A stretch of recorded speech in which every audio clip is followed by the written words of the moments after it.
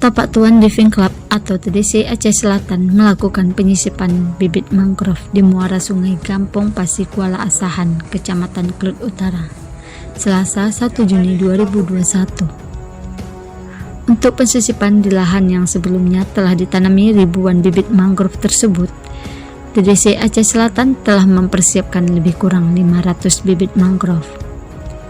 Selain melakukan penyisipan bibit mangrove, tim TDC Aceh Selatan juga melakukan perbaikan pagar dari kawat berduri yang sebagian telah rusak atau lepas.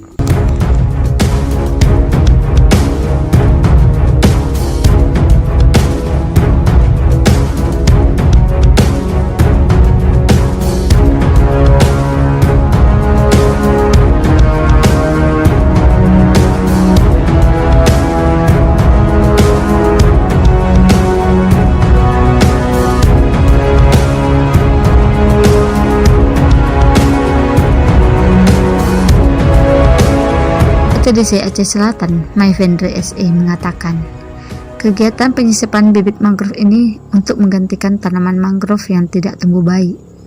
Selain penyisipan bibit mangrove, kita juga melakukan perbaikan pagar yang telah rusak, sehingga tanaman mangrove aman dari gangguan hewan ternak, ucapnya.